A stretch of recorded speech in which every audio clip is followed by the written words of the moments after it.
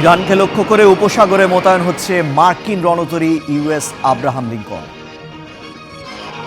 আমরা আশা করি এই সামরিক সমাবেশ সংঘাতের উদ্দেশ্যে নয়, তবে আমাদের সামরিক বাহিনী যে কোনো পরিস্থিতির জন্যই সর্বোচ্চ সতর্কতায় আছে। যে কোনো হামলা, সেটি সীমিত, অসীম, সার্জিক্যাল বা কাইনেটিক, যে নামই দেওয়া হোক না কেন, আমরা সেটিকে সর্বাত্মক যুদ্ধ হিসেবেই দেখব এবং কঠোরভাবে জবাব দেব। আফগান যুদ্ধ নিয়ে ইউরোপের সঙ্গে নতুন বিতর্ক উস্কে দিলেন ট্রাম্প। তার মন্তব্য অপমানজনক বললেন ব্রিটিশ প্রধানমন্ত্রী। আফগানিস্তানে আমেরিকানদের পাশে দাঁড়িয়ে আমাদের মূল্যবোধের পক্ষে লড়ছি আমরা। তাই প্রেসিডেন্ট ট্রাম্পের মন্তব্যকে আমি অপমানজনক ও সত্যিই হতাশাজনক মনে করছি। রুশ ইউক্রেন যুদ্ধ বন্ধে আবুধাবিতে চলছে শান্তি আলোচনা। অগ্রগতি ছাড়াই শেষ হলো প্রথম দিনের বৈঠক। বৈঠকে যুদ্ধ শেষ করার শর্ত ও কাঠামো নিয়ে কথা হয়েছে। রাশিয়াকে অবশ্যই যুদ্ধ বন্ধ করতে প্রস্তুত থাকতে হবে।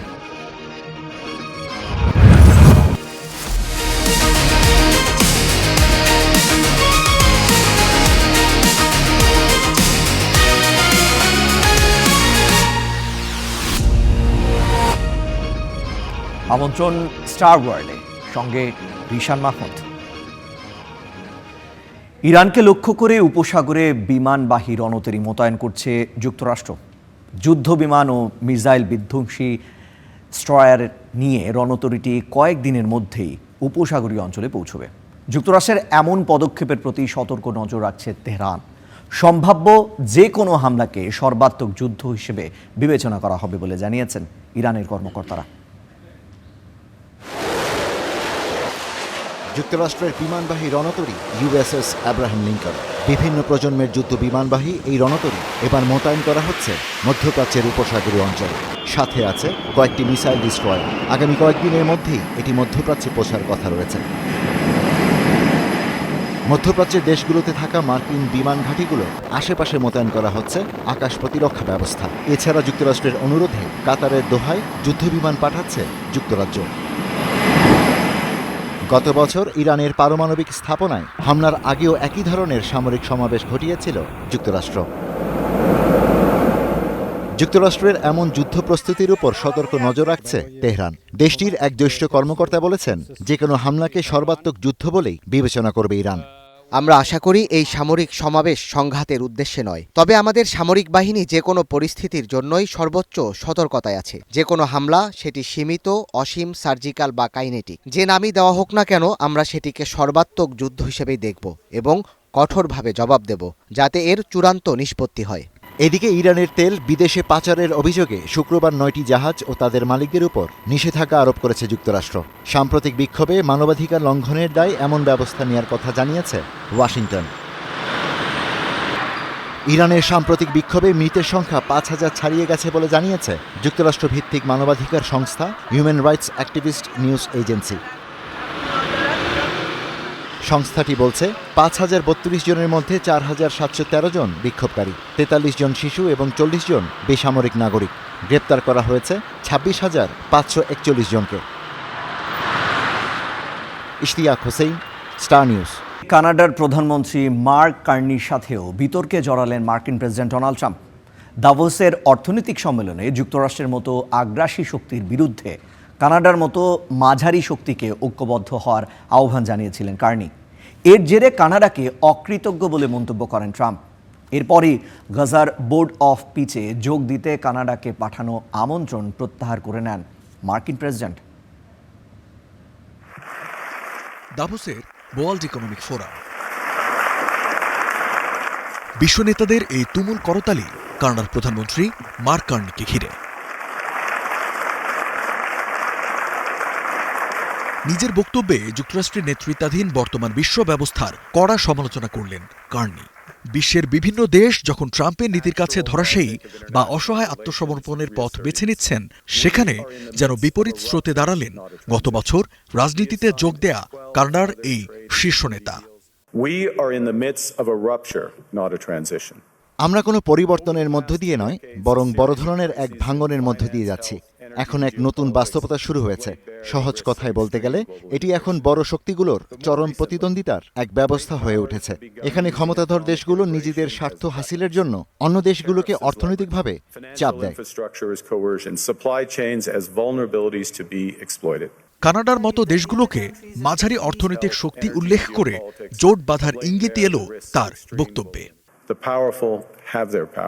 মাঝারি শক্তির দেশগুলোকে অবশ্যই ঐক্যবদ্ধ হতে হবে, কারণ আপনি আলোচনার টেবিলে না থাকলে খাবারের মেনুতে পরিণত হবেন। বড় শক্তিগুলো একা চলার ক্ষমতা রাখে, তাদের বিশাল বাজার, সামরিক শক্তি ও শর্ত চাপিয়ে দেওয়ার ক্ষমতা আছে, কিন্তু মাঝারি দেশগুলোর তা নেই।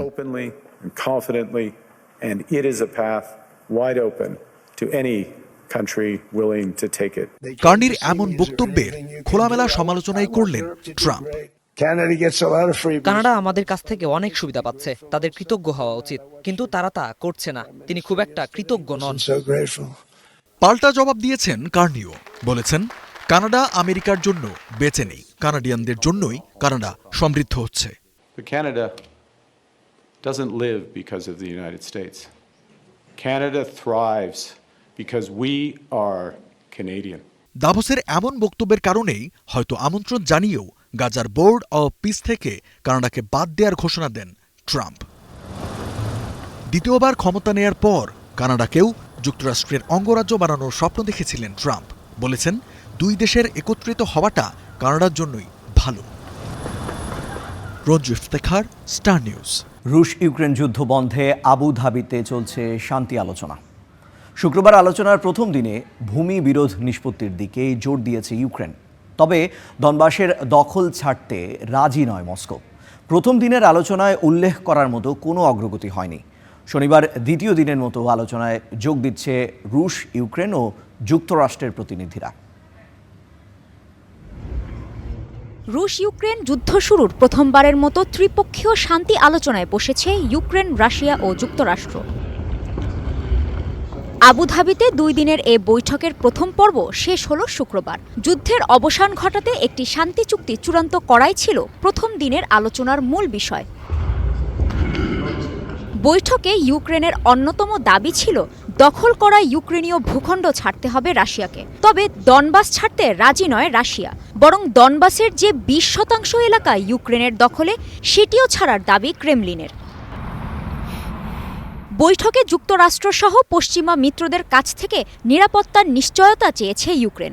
যুদ্ধবন্ধে কোনো চুক্তি হলে ভবিষ্যতে রাশিয়ার পুনরাক্রমণ ঠেকাতেই এই দাবি।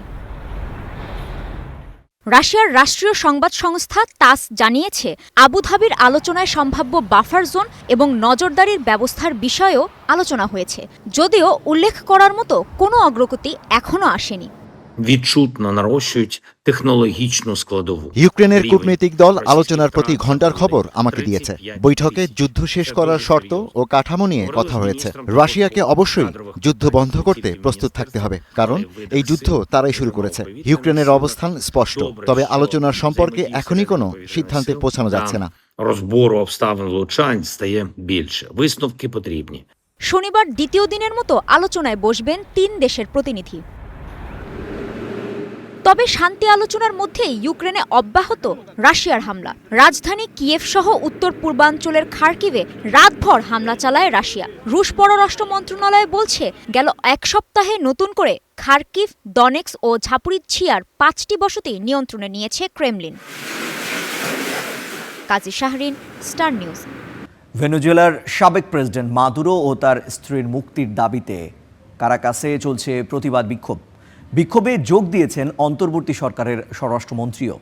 এদিকে অন্তর্বর্তী প্রেসিডেন্ট রদ্রিগেজের বিরুদ্ধে বিশ্বাসঘাতকতার অভিযোগ তুলেছেন বিক্ষোভকারীরা।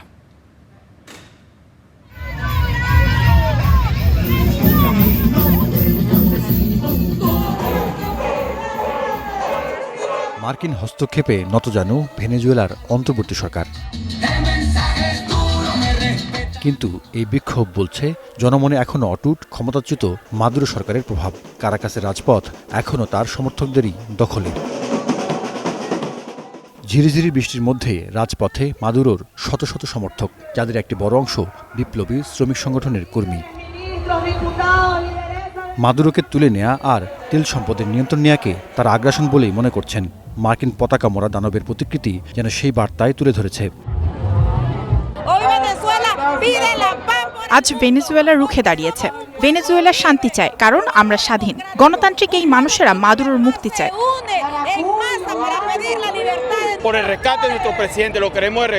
আমাদের প্রেসিডেন্টকে ফিরে আনতে রাস্তায় নেমেছি। এটাই দেশপ্রেমের অনুভূতি। আমরা তাকে ফিরে পেতে চাই। ভেনেজুয়েলা দীর্ঘজীবী হোক।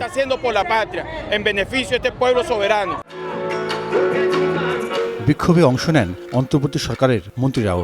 বলেন, মাদুরোকে ফিরিয়ে আনার আগ পর্যন্ত তাদের লড়াই চলবে।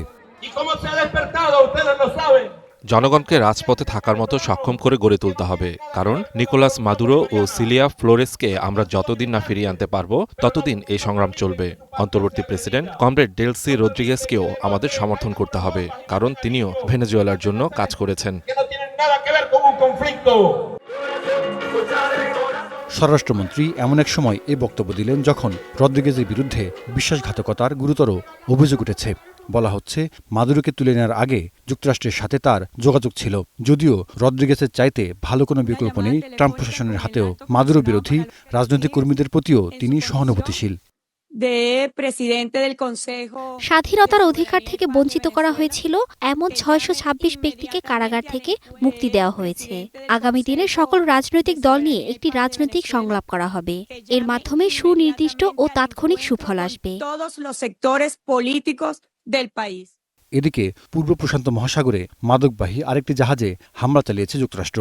মার্কিন বাহিনী একটি ভিডিও প্রকাশ করে জানায়, এতে 2 মাদক কারবারি নিহত হয়েছে। Jahidur Rahman, Star News. মার্কিন প্রশাসনের বিতর্কিত অভিবাসন নীতি এবং ধরপাকড়ের নামে মানবাধিকার লঙ্ঘনের প্রতিবাদে বিক্ষোভ করছে হাজারো মানুষ। মিনেসোটায় আইস পুলিশের কর্মকাণ্ডের বিরুদ্ধে প্রতিবাদ জানায় নিউ ইয়র্কের বাসিন্দারা। বিক্ষোভ ছড়ায় ম্যানহাটন পর্যন্ত। সময়ে মার্কিন অভিবাসন কর্তৃপক্ষের ধরপাকড় বন্ধের আহ্বান জানান বিক্ষোভকারীরা। বিক্ষোভ হয়েছে ক্যালিফোর্নিয়ার লস অ্যাঞ্জেলেসেও। সেখানকার ডিটেনশন সেন্টারের বাইরে জড়ো হয় মানুষ এবং স্লোগান দেয় বিক্ষোভকারীরা। এদিকে যুক্তরাষ্ট্রের অভিবাসন কর্তৃপক্ষের বেআইনি গ্রেফতার এবং মানবাধিকার লঙ্ঘনের ঘটনায় উদ্বেগ জানান জাতিসংঘের মানবাধিকার সংস্থার প্রধান। যুদ্ধবিরতি লঙ্ঘন করে আবারও লেবাননে ড্রোন হামলা চালিয়েছে ইসরায়েল। শুক্রবার পূর্বাঞ্চলীয় মাজদালুন জংশনের কাছে গাড়ি লক্ষ্য করে হামলা চালানো হয়। লেবাননের রাষ্ট্রীয় সংবাদ সংস্থা এনএনএ জানিয়েছে, সিরিয়ার সীমান্তবর্তী বালবেক হারমেল প্রদেশে এর আগেও একাধিকবার হামলা চালায় ইসরায়েল। সেখানকার সীমান্তবর্তী কিছু এলাকায় দখলে নিয়েছে ইসরায়েলি সেনারা।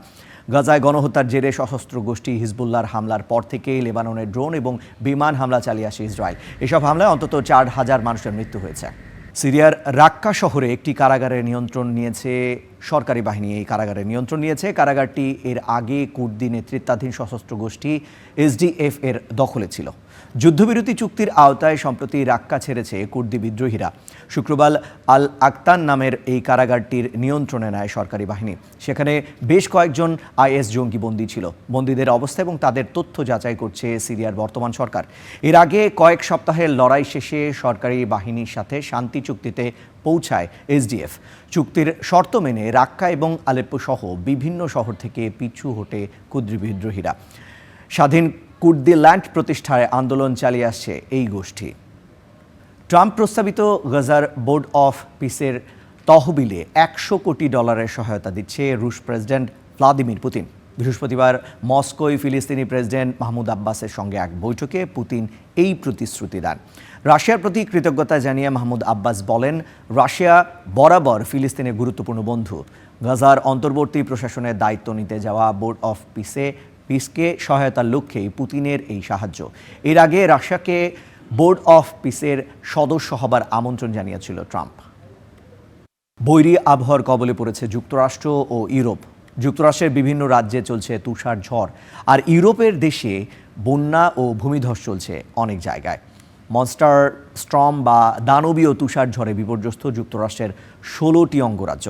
জরুরি অবস্থা জারি করা হয়েছে। টেক্সাস থেকে নিউ ইংল্যান্ড পর্যন্ত 2000 মাইলের মধ্যে থাকা রাজ্যগুলোর 20 কোটি মানুষ এতে আক্রান্ত হয়েছে, যা যুক্তরাষ্ট্রের মোট জনসংখ্যার 2/3। ওকলাহামা এবং ডালাস রাজ্যে 10 থেকে 13 ইঞ্চি পর্যন্ত তুষারপাতের রেকর্ড করা হয়েছে। তাপমাত্রা শূন্যের নিচে নামার পূর্বাভাস দিয়েছে আবহাওয়া বিভাগ। দেশজুড়ে বাতিল হয়েছে 4000-এরও বেশি ফ্লাইট।